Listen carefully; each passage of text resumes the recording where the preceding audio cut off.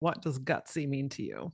Gutsy to me means being a disruptor in a way. I think I mentioned that.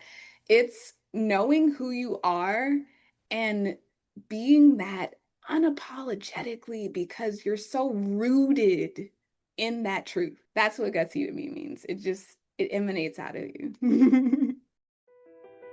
Welcome to the Gutsy Podcast, the show where you learn how to own what you actually want and shift the mind junk that's been holding you back. I'm LauraAura, keynote speaker, coach, and your guide to help you get clarity, build confidence, and make the gutsy moves that change your life. Each week, I'm going to help you simplify things by teaching you how to get out of your head while stepping into action. This way you can achieve all those life shifts that you've been overthinking. Your desire, that drives you. But gutsy, that's what gets it done.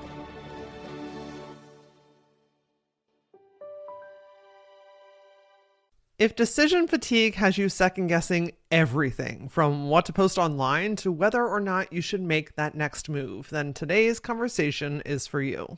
I'm joined by Diamond Drip, and we're talking about unshakable confidence, specifically how to make decisions that are rooted in your truth, not your fear.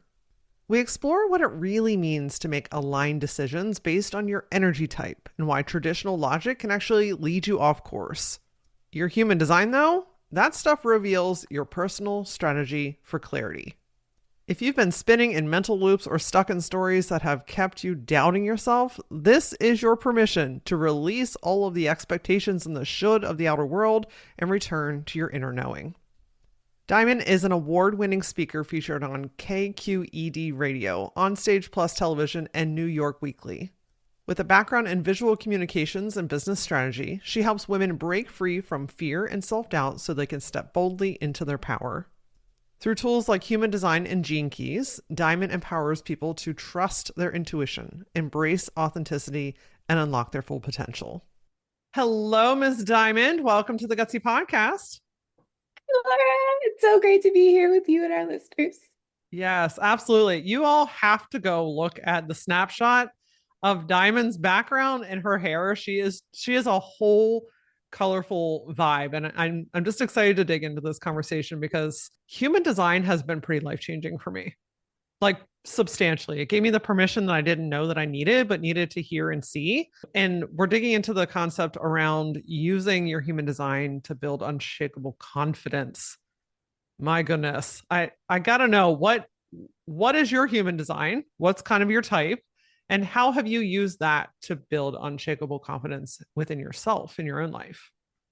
For sure. So I am a 5/1 emotional authority generator. And what that means is that I'm an energizer bunny. So when I am doing work that I love, I have so much energy that it literally bubbles up in me, out of me. It spills into my work, into the people who are around me, which is why a lot of people want my energy around, which is where emotional authority comes in because the model for people with emotional authority, no truth in the now, which means that I have to ride my wave, my emotional wave, and make decisions from a neutral place, not from an emotionally high, really excited place, not a low place, but just a place of neutrality.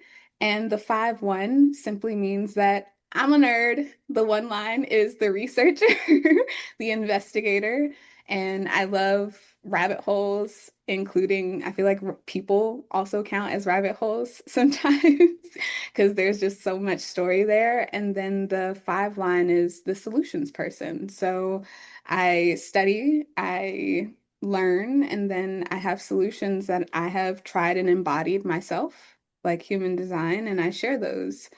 And I think there was one really important question that you asked, which was how has it like helped shape where I am or like unshakable confidence today? And it's through my emotions, actually learning that I had emotional authority in a world where we're made wrong for being emotional was like, oh my gosh, my emotions matter. And like we went through that whole phase, mental awareness, our emotions matter, but like legitimately, my emotions are my guiding force. They are the most important thing a lot of the times. Yeah, it's what I have found with human design is that it's given me perspective on who I am and how I operate. And just like you with the emotional authority, like it just gives you permission to own that part of yourself. And instead of fighting it, you start embracing it. And then it literally makes everything so much easier. I mean, it's mind blowing. So I'm a 5'2" splenic projector. So splenic is really all about trusting the right now in this moment. Like I get a whisper or a strike of clarity or a feeling, and if I don't listen or trust that in the moment, I am doing myself and anybody in my world this justice. Like it's really all about trusting myself in that microsecond. And that's not the way that everyone else is built. But it's given me permission to be like, hey, I don't have to have logical reason to trust what I'm sensing right now. Do you work with splenic projectors? Like what else do you know about us? Legitimately, what just came up for me, two things. One, you're the exact opposite of me Yes. because your truth is in me now and mine isn't. And the second is I actually have a splenic projector inside of my small group coaching. And she just celebrated a win today of leaning into that splenic authority. She is starting her own business. And she has had this name that she's been operating with for months now, actually, at least since January. And she went to go register her paperwork in her state. And she was like, something about this name. Like, I like it. It's been, and this other name came to her like in a moment. And it was more expansive than the one she had chosen. And so she went with it and she actually filed the paperwork in that moment. Now, some people would be like, you're crazy because you've literally been building a brand. You've been thinking about this one name, and here you go at the time of paperwork doing this thing. But it was one of those moments where I was able to reassure her as a coach because we actually looked, and the name that she chose was more trademarkable. So for future growth and legacy than the one that she was operating with before. So it was like, yes, trust yourself in the moment. Yes. Yes. Ironic that you shared that story. I had almost a very similar moment with my mastermind, which I named Auraline. I was thinking about building this thing, it was kind of in the background. I was driving and I was just thinking about I'm like, what are the parts of me, right? What are words that describe me? What are words that I use in my brand and in my messaging? And I am LauraAura, right? It's all about your own energy and expanding Mhm. that. And align is really just about going after the things that are meant for you. And I was like, oh, what about Auraline? And I was like, holy shit, that's what it is. And it was just in that quick of an instant and trusting that and not needing rhyme or reason. I think one of the things that I have fought a little bit with that until now is that we can look a little flighty sometimes because of that kind of stuff. Oh, But yeah. in reality, friend, that's where we're making magic for you. I legit. Which has been cool. So I'm a nerd about this stuff too. So I have a natural interest in this. Maybe we could back it up for just a hot second, and you could share with us a little bit about like what is human design and gene keys. That might be a new phrase for some folks. What's the purpose of this? What is it? How do we use it? For sure. So, what is it? It's amazing. So human design is a synthesis of sciences that basically create a soul blueprint for your life purpose, your soul curriculum.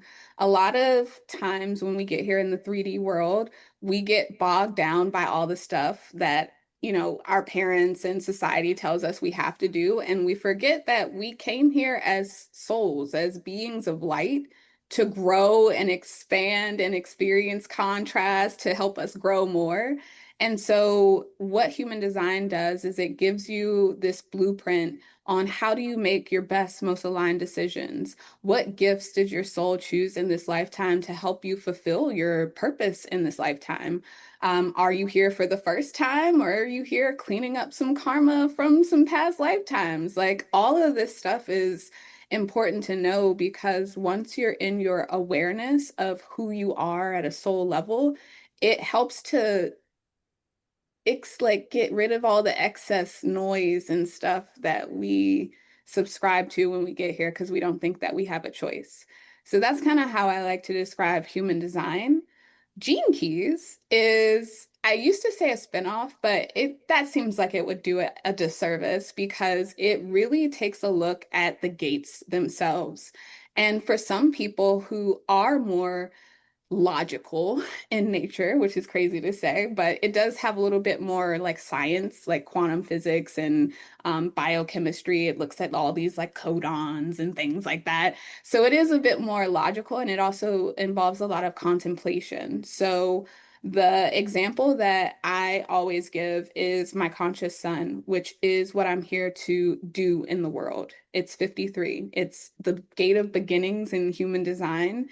And in Gene Keys, it breaks it down into, well, what does that look like? How do I fulfill this purpose of starting these new beginnings and awakening people to who they're meant to be? And the way that Gene Keys does it is through vibration. So there's a shadow vibration, there's a gift, and then there's a city, which is like the transcendent realization. For my most important gift, it's the shadow of immaturity, which is moving from this place of external fixation, which we're literally taught to crave as children. It's like, am I doing this okay? And then we go to school and we're graded and all these things. And so it's moving from out of that place of constant fixation on stuff outside of you to tell you that you're doing okay, and moving to this place of internal groundedness. Because when you do that, you expand. The gift is expansion. You expand. And the highest frequency, which I always have to note, this is something you can strive for and reach for, but it's something that happens as you're just living yourself in alignment. And for me, that's superabundance.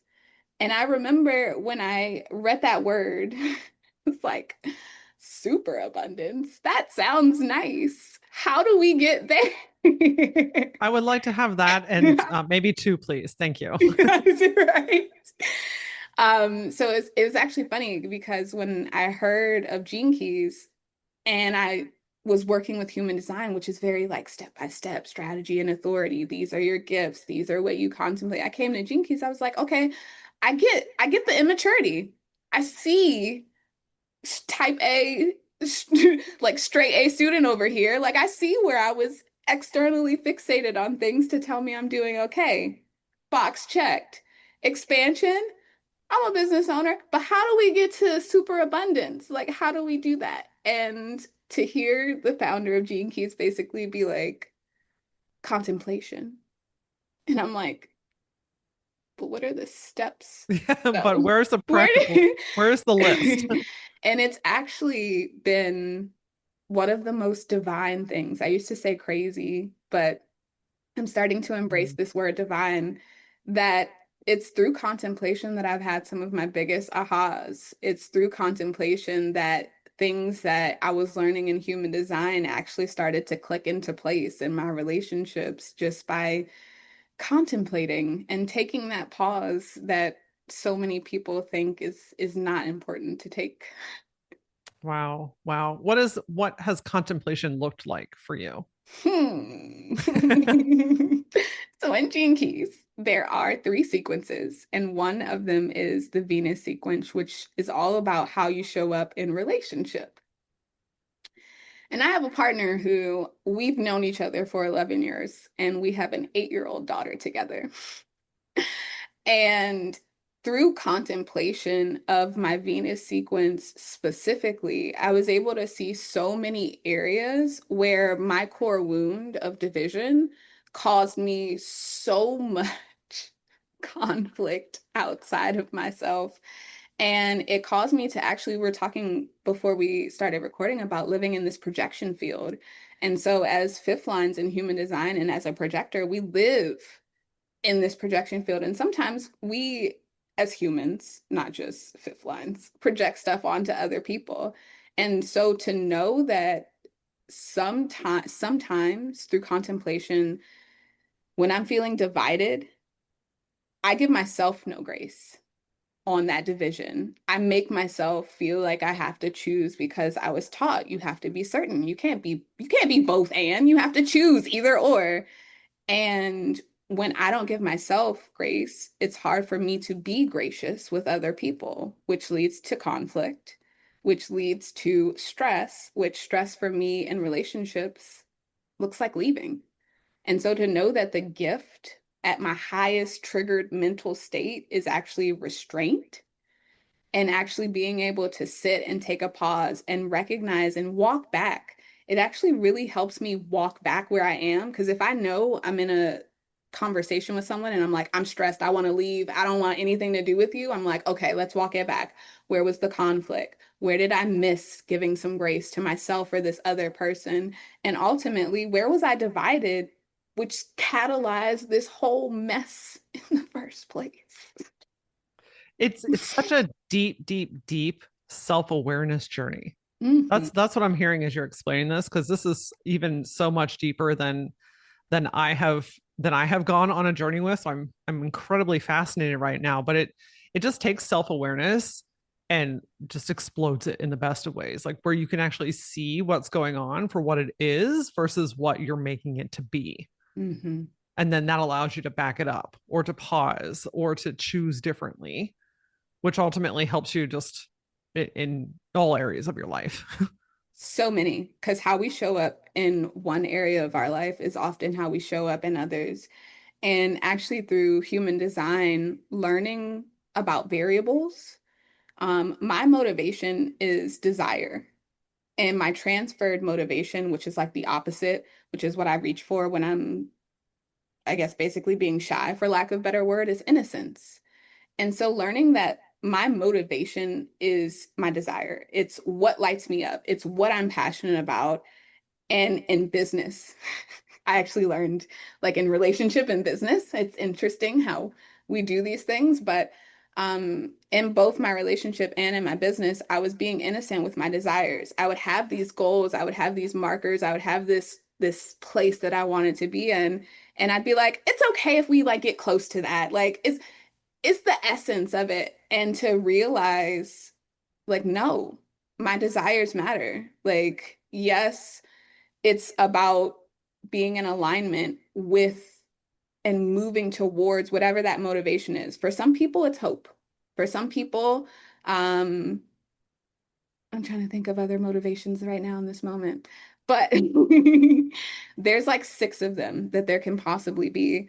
And knowing what your motivation is and knowing what you reach for instead of that can even be helpful, not just in relationships, but like I said, in business, because it helped me get clear on what it is I actually want. So many people know what they don't want. Hmm. And then when you ask them what they want, they go into like, well, I know I don't want this. And it's like, no, but what do you want though? And getting clear on that has been really, really instrumental. Are you using human design to figure that out, to figure out what you want? Or are you using it as a guide along the way as you're figuring it out? Interesting question. So, human design is a lens that I look at it through, but it doesn't tell me. It gives me certain tips and insights, but I had to put the puzzle pieces together, which is actually something that I really hated. I was like, I was- and it actually took me doing readings with a couple of other people to, because it's the self-doubt. Like I can read one thing about what my life purpose is and how I'm here to help people and what I'm here to communicate to people and knowing what my energy outputs. It's another thing to actually believe it. So I had to go through this process of one, learning what it was myself, talking, getting an understanding of what is it that I would do? Like actually asking the question, what is it that I would do for free? Like, what is it that I enjoy the most out of what I do? And seeing how these other pieces through this lens actually help me fulfill my purpose. Um, it's a puzzle, this incarnation. And, Yes. and this just helps bring it all together. Yes. Yes, for sure. So when we're talking about like trusting yourself, Mhm. right? The thing about human design is it's so beautifully intricate and specific, and also that's the downside. It's so intricate, and there's a lot of details and a lot of paths to go down. Where do you recommend starting by looking at your chart? Which, by the way, if I'm not mistaken, we've got a link in the show notes where you can go to Diamond's website and download your chart for free. Is that right to say? That is correct. Fantastic. So you put in your birth date and your place of birth, and it generates it. Okay. So as they're starting to look at their chart, or maybe they already have it, what markers? Where do we start to look when we're talking about trusting yourself? How do we build that? Absolutely. It really starts with like the first two things that come up. Of course, I give you lots of information because, like I said, I nerd out about this, but it really starts with the first two things that you see, which is your type, because your type and your strategy go hand in hand. So what I mean by that is we're both two different types right now. So I'm a generator, and what that means is my strategy is to respond. And actually this is a juicy one because I get this question a lot between like what's the difference between like responding for a generator and waiting for the invitation for a projector. And the generator waiting to respond, we have inside of our everyone, we have inside of our being what's called the G center. And it houses this one-way magnet that is constantly attracting things into our life, people into our life, opportunities into our life for us to use our strategy and authority to ascertain whether it's something we want to move towards. And so for generators, we have this sacral response. It emanates from somewhere in our like belly, pelvis region, somewhere down there. And what happens is we have an opportunity that pops up and it's like, oh, yes, I want to do that. I have the sacral life force energy to sustain that. And when you're a generator who has sacral authority, that's usually where it ends. Our minds come in and try and overcomplicate things and say, "Oh, that is a yes, but what about these other things? What will people think?" Leave the thoughts, tell them to go away because your sacral, your body, which is the true marker of whether you're in alignment, which is why dis-ease happens when we're out of alignment. Your body is letting you know, like you have the energy to sustain this. This is lighting you up, and you can do this for a long period of time. Emotional authority just means sleep on it, make sure it's still a yes. And that's this relationship that we have. For projectors, projectors don't have a defined sacral in human design, which means that you guys are constantly borrowing our energy. Like 70% of the population are either generators or manifesting generators, that little energizer bunny, go, go, go, go, go.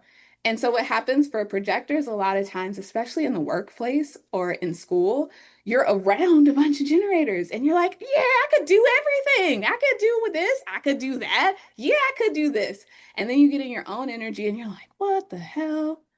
Why did I say I was gonna do all that stuff? It felt like I could do it in the moment, but now I'm like, I don't know. And so for projectors, because they have that undefined sacral, they have to be really, really, really discerning about how they use their energy, about which agreements they enter into, which invitations they accept, because the universe um, in human design, there's the not self theme, and then there's the signature theme. So I'll talk a little bit about that for projectors specifically. You will know whether an invitation is aligned for you and whether you've accepted the right invitation because there's this feeling of success. There's this feeling of like juiciness of like, ooh, I'm right where I'm meant to be. It's expansive. It's lightning. It's mm, not enough words in the English language to describe how juicy it is in this moment. When it's not the correct invitation, there's that bitterness that seeks in. There's this, well, what I'm doing this for anyway. Like, and it's only with those who are not aligned for you. It's only with the decisions that are made like in a rush. For example, splenic authority. from what I understand, because I don't have it, it's like this full body yes that just kind of takes like, ooh, like some people even say they get chills sometimes. It's like instinct, it's intuition, it's something that lives in your body in that moment. And a lot of times it's a whisper, but if you catch it, it's like, ooh, yes. What may happen is a projector may go, oh, let me talk about it with so and so real quick to make sure it's still, and the opportunity may pass. The opportunity may slip by because you didn't trust yourself in that moment. You let it slip by and you went to go ask someone else, and that someone else was like, yeah, I don't know. I don't think that's you. And then they decide, the projector decides, oh yeah, you're right. There's this bitterness that comes with, right, FOMO, the opportunity, like, dang nabbit, if I would have just listened to, right, because then they see, like, let's say it's a stock, for example, they see the stock all of a sudden like quadruple in whatever the rate is, and they're like, I knew I should have bought that Robinhood stock in that moment. And what happens for projectors with the bitterness is that the universe senses when you're in that bitterness, and it will not bring you more invitations until you do the work of clearing that energy, of opening yourself up, of getting yourself into right alignment, getting back on course with who you truly are, with the work you truly came to do. You didn't come here to ask Billy Bo shoe job whether or not that thing, like, no, you came here for you. If you are so over circling the same questions and you're ready to trust yourself enough to move forward with clarity, confidence, and energy that feels good to you, then LauraAlign is designed for you. This is a 6-month group coaching experience that gives you a clear map for your next aligned move, real-time coaching to shift through the resistance that keeps popping up, and to build the confidence to make bold decisions without burning out. Listen, you already know what you want. It's time to stop hesitating and circling around it and start going for it. But this time, on your terms. You can learn more about LauraAlign and start your enrollment by going to LauraAura.com/mastermind.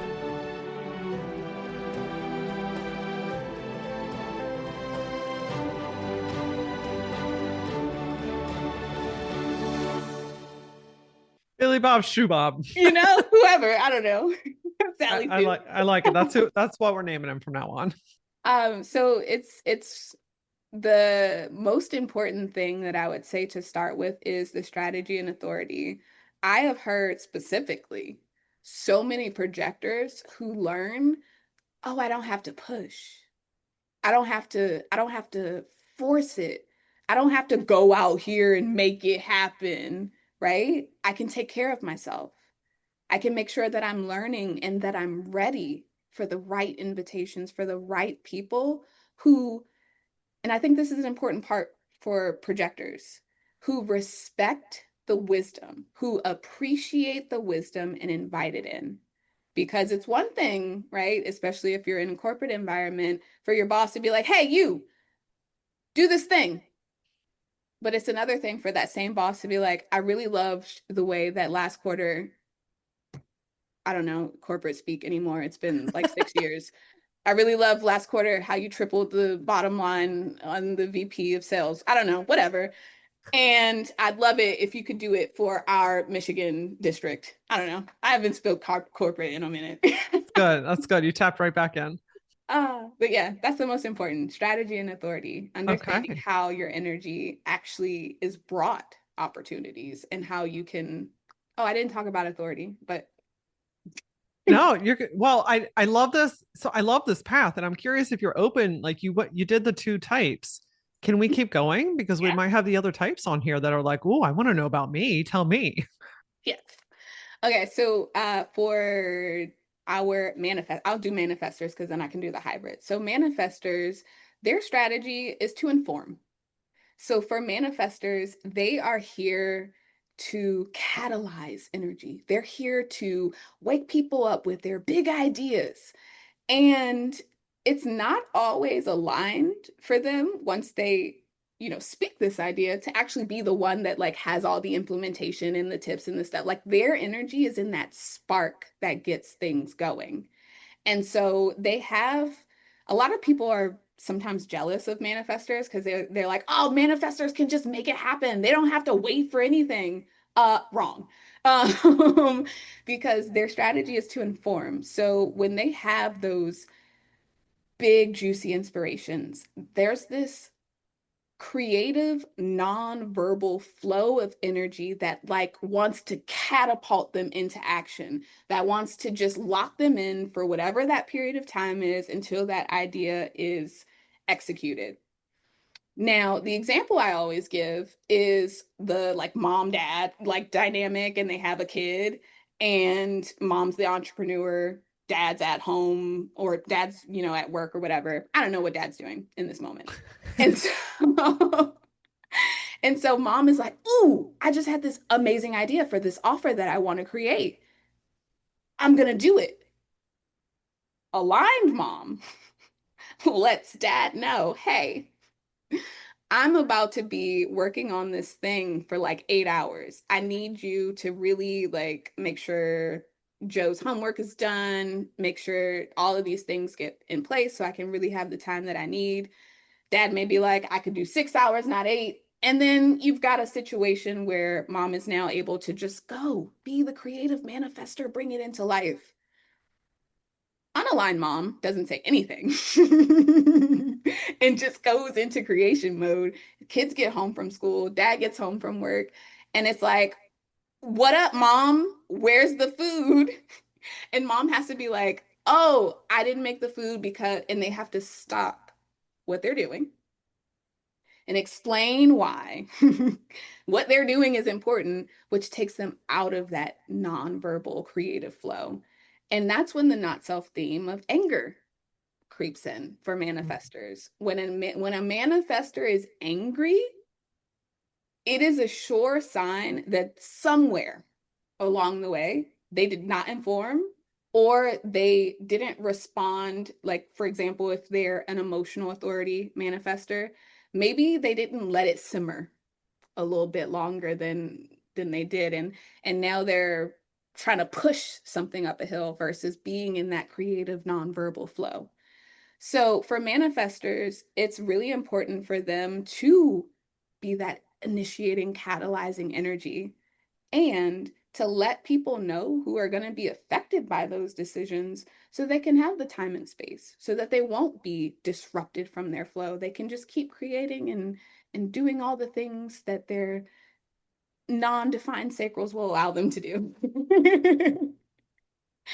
So that's the manifester. And then the hybrid energy, the manifesting generator. So this combines generators and manifestors, and essentially what it gives access to is this multi-passionate kind of flow.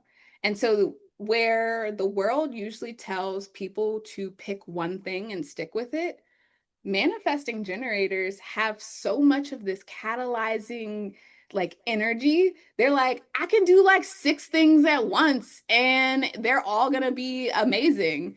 I do want to say that a lot of times, sometimes manifesting generators will have projects going on the side just to burn off extra energy. So yes, you could be doing 6 things at once, but just know that a few, like 1 or 2 of those things are really going to be the things that are like, "Ooh, this is something that is like sustainable. I'm going to keep going."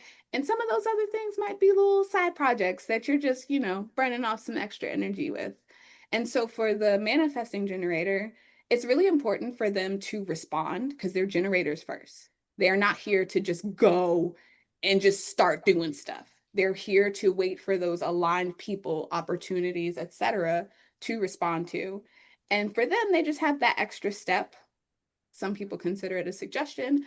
I say it's a rule of informing the people who are going to be affected by the decisions of whatever it is that they're going to respond to. It's really going to help mitigate that resistance that they might feel, that frustration, anger that they may feel. And then the last one, which is totally not to be forgotten at all, there are reflectors, there are unicorns, and they are here to be this barometer. They are here to, so in human design, based on whether you have definition in your energy centers or not, that means whatever your type is. And so reflectors have no definition in their chart, which means that they are constantly these sponges walking around in the world, absorbing things, feelings, ideas, inspiration, etc. into themselves, and it's literally being amplified in them. My heart, whenever I meet reflectors, I'm like, are you sure your time of birth is right? Are you sure it was this place? You're actually a reflector. And then I give them so much love because they are one of the type, they make up less than 1% of our population. And they struggle the most with the culture that we live in terms of instant gratification and quick fixes, because for the reflectors, their strategy is actually to wait a lunar cycle. Because they don't have any sort of definition in their chart that gives them consistent access to their emotions, for example, for emotional authority, or their spleen's not defined, so they don't have that consistent access to intuitive clarity in the now. They get their truth by feeling through a full lunar cycle, by going through the transits and the different things that get activated in their chart, by talking with people, by being that sponge, and by assessing, like, are we moving forward as like a civilization, as a species, as humanity? Like, are we moving forward or are we not? And that's where their signature theme and not self theme can be really one of the most interesting ones, because their signature theme, their gold green light, is surprise. When they are in the aligned environments that are nurturing and loving and just a true representation of where we're going in terms of well-being for humanity, they're constantly surprised by all the people who are in alignment, by all the synchronicity that is being brought into their life. When they're not in aligned environments, when they're not around aligned people, there's that disappointment. It's like, why do we life really? Because it's disappointing. I'm sad. It makes me sad. So they all have their unique place. I always give the example of, like, if you were building a bridge, the manifestors are the one who's like, why are we traveling by boat all of these places? Like, why are we, there's got to be a better way. And then the generators and manifesting generators come like, yeah, that would be amazing. You said it's called a bridge?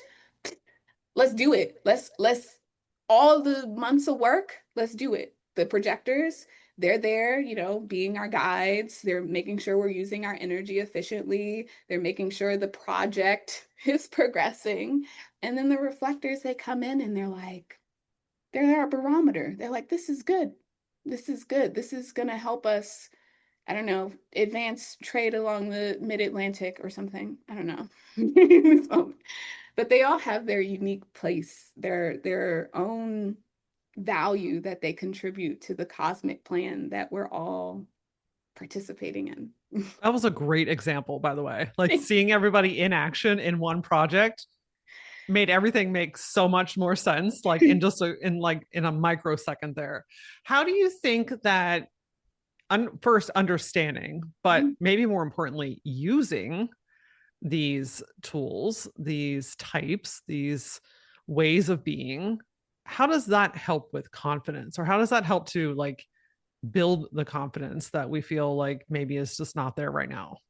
Yeah, I'd say it helps you build the confidence through feeling.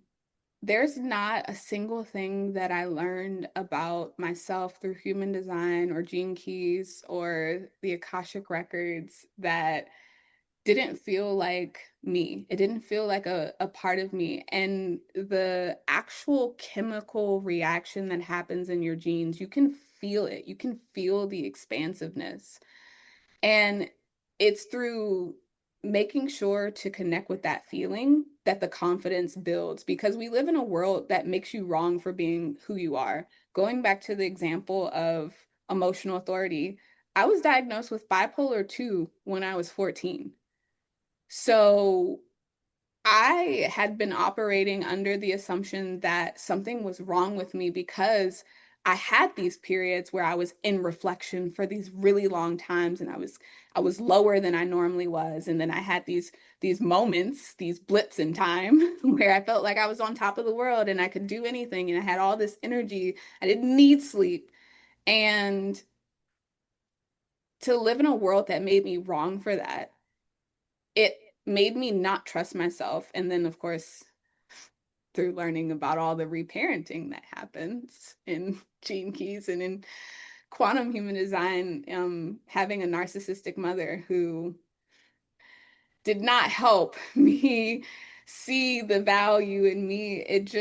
It coming to human design and learning, like I said, that my feelings are the most important thing, that waiting is not wrong.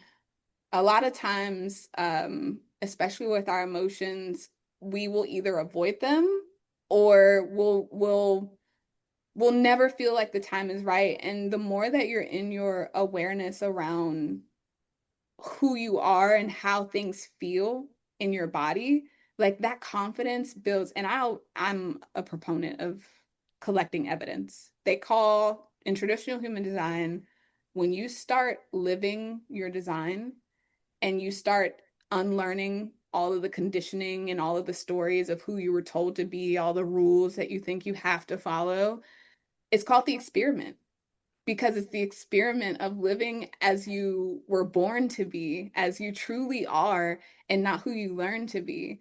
And so, like any good researcher, I have like a book of instances where I had a feeling about something, whether it was good or bad, and I logged those instances of I had a bad feeling, I didn't go to this, and one time I didn't go to a birthday party, not because I didn't want to go or because of the timing. It was just I just had this feeling, and then I learned that there was like a shooting at Wow. that like in that area, and I was like, oh wow. I don't think that I would have been caught in the crossfire of that, but I also wouldn't have wanted to take that chance of being in that area.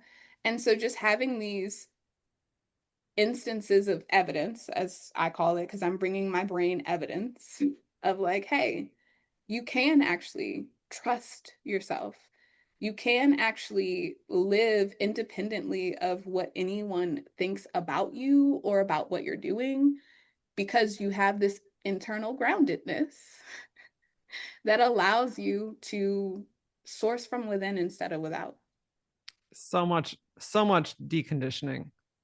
I mean, the just the world, the expectations, the way that you were brought up, also also narcissistic mother gal over here. So that's a whole conversation of its own. Just unlearning that stuff that was intentionally or not. I think most things are not intentionally projected, but some are. The things that were projected onto you and the beliefs that we were formed very early in our lives, and the way that we thought that we had to show up in the world, and that puts us so out of alignment with ourselves. And then we wonder, oh well, I feel like I want to do it this way, but the world's telling me I have to do it this way. Like one thing with a projector is, listen, I've got limited energy. When I'm in, I'm all in, and when I'm done, I am finished. Yes. But it's such a small thing, but it's been such a huge shift in my life where I know, like, I'm not a 12-hour a day working kind of gal. You want to talk about bitterness and burnout? That's a fast track to that stuff. Whereas if I start my morning slow, I don't start working until 10 o'clock. It's very, very rare that I have a meeting before 10. And that's usually because, like, they're in Australia. Hi, my Australian friends.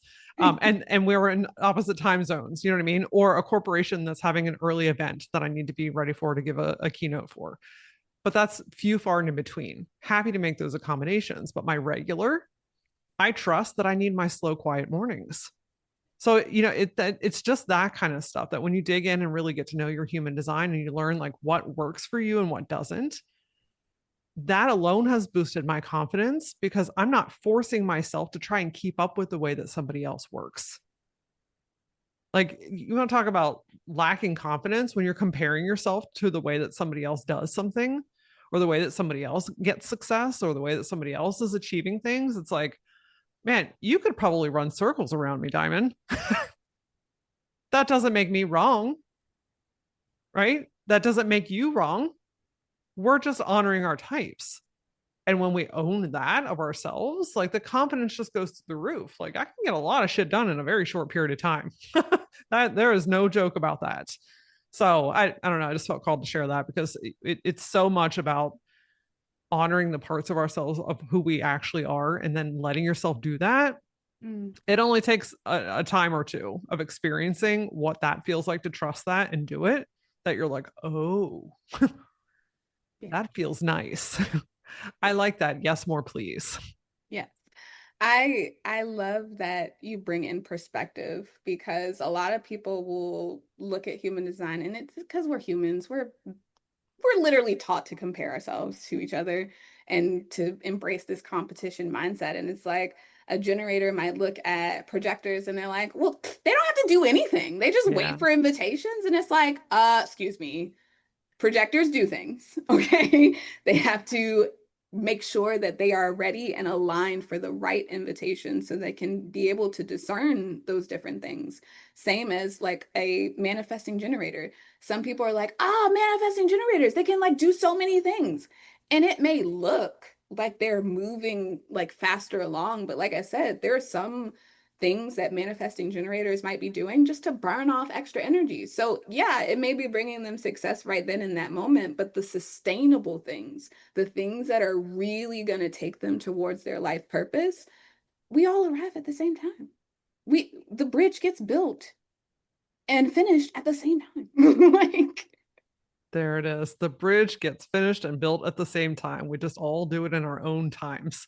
yeah, it's our own way of getting there. So, it's really no compare. Human design actually helped me get out of imposter syndrome because it helped me stop comparing myself to other people, especially because I don't know their energy. Like, I don't assume anything about anyone's energy. Like, I might be real sure, like, oh, yeah, you give me generator vibes. I'm not going to say it until I see their chart and I'm like, oh, you are a generator and this and this and this and this and this. Because at the end of the day, like, we're all different. Human design is the science of what makes us different. I've not seen a chart, except for twins, that is the same. So it's beautifully divine. Oh, so good. So good. And you're such a well full of knowledge. I mean, your energy matches the depth of your knowledge with this. And so I just need to make sure that everyone knows, where can they find you? How can we connect with you? Tell us all the goods. All the goods. Yes. I appreciate you. My website is Diamond Drip Consulting, and it's the place you can find everything. But the one place I want people to really connect with me is first through pulling their chart and discovering who you are. What's your life purpose? What did you came here to do? And how are you living in alignment towards getting there? The second place, once you do that and everything, you're like, oh yeah, I want to learn more about this stuff. This girl, I'm curious, all of that. I have a free community. We meet every Tuesday at 11 a.m. And what I didn't talk about during this podcast is that our chart stays the same our whole life. Our gifts that our soul chose, our curriculum stays the same.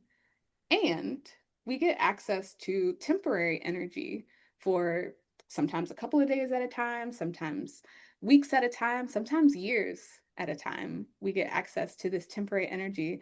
And if we don't know that we have access to it, we're living in reaction to it. So we talk about the energy in the environment. We talk about why that person who cut you off this morning might be a little extra cray because something's in our sun that's provoking them or what have you. We celebrate wins. We close in gratitude. That is the space where I love connecting with people because not only do you get to connect with me, but you get to connect with other people who are on the journey too. You get to share wins. You get to celebrate the small things because we don't do that enough. We don't celebrate the evidence enough when we're in the experiment of living as we truly are. So diamonddripconsulting.com is where you can find all of those things. Perfect. We have linked that in the show notes. And I've got to know, what does gutsy mean to you? Gutsy to me means being a disruptor in a way. I think I mentioned that. It's knowing who you are and being that unapologetically because you're so rooted in that truth. That's what gutsy to me means. It emanates out of you. Something Diamond talked about that I just have to reinforce here is that unshakable confidence doesn't come from outside validation. It's already built into you. And when you finally trust what you already know, that's when the fucking magic starts to happen. Things get easier, things get more enjoyable, and you start to get the stuff that you actually want. And if you're at a pivot point, a transition, a growth period where you're ready to practice that muscle, where you're ready to start going for it, you just need a little bit of help, again, AuraAlign is the place for you to get the clarity, to get the answers, and to know exactly what to focus on. All without having to do all this shit alone anymore. You can go to LauraAura.com/mastermind to get the details. I'd love to hear what stuck out with you, so come find me and send me a message on social media. My handle is @thatLauraAura, and as always, until I see you next time, stay gutsy.